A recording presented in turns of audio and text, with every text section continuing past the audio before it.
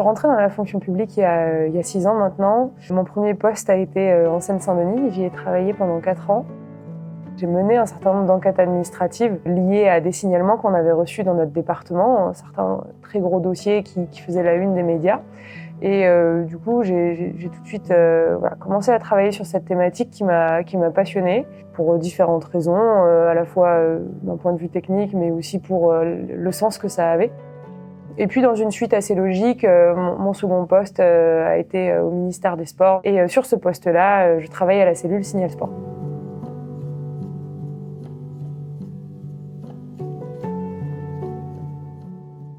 Signal Sport, ça a été créé en 2019 suite à ce qu'on appelle le MeToo dans le sport, qui en fait ont été une multitude de signalements de violences à caractère sexiste et sexuel. L'ensemble des signalements qu'on reçoit peuvent concerner tout type de violences, même si on a une majorité aujourd'hui de violences à caractère sexuel qui nous sont remontées.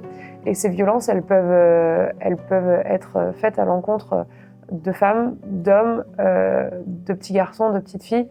Il n'y a pas de critères d'âge ou de critères de sexe.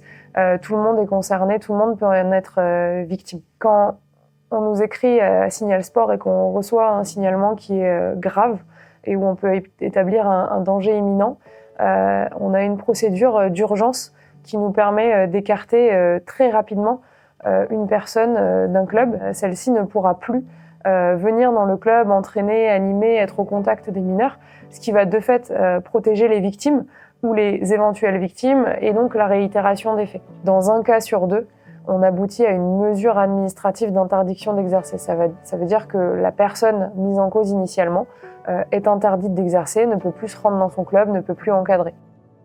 Il faut savoir que n'importe qui peut écrire à cette boîte mail. Ça peut être une victime, mais aussi un témoin de violence, un bénévole d'un club, évidemment les parents, le mouvement sportif, c'est-à-dire les fédérations. On a de nombreuses personnes qui peuvent nous écrire.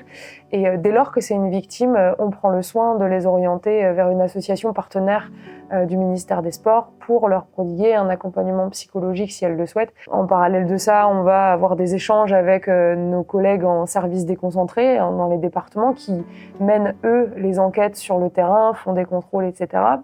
On va avoir des échanges avec les fédérations qui sont concernées par les signalements, puisque dans chaque fédération sportive, nous avons un référent violence sexuelle avec qui nous échangeons sur les dossiers pour que les fédérations puissent conduire leurs procédures disciplinaires. Et on va faire le nécessaire avec l'ensemble de nos partenaires, la justice, les fédérations sportives, les établissements sous la tutelle du ministère, pour agir et pour prévenir les violences qui nous sont remontées. Il faut savoir, c'est qu'à chaque fois qu'on reçoit un signalement, on est obligé de se réinterroger sur comment on va le traiter, quelle procédure on va pouvoir engager, quelle réponse on va pouvoir y apporter et surtout comment on va s'assurer de protéger la victime dans tel ou tel cas.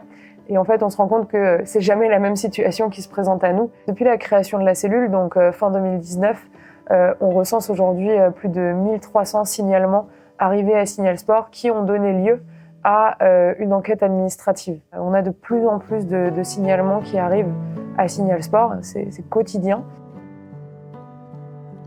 Je pense qu'il faut distinguer le sport de haut niveau dans lequel il y a des enjeux de sélection, de compétition, avec éventuellement des phénomènes d'emprise de l'entraîneur qui peuvent s'installer et qui peuvent rendre cette libération de la parole encore plus complexe.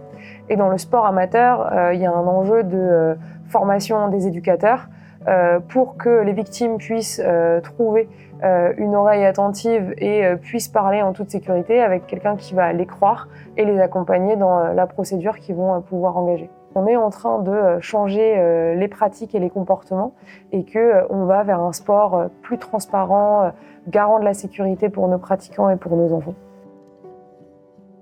Le message qu'on souhaite faire passer à la cellule, c'est que dans le sport, il n'y a aucune place pour les violences.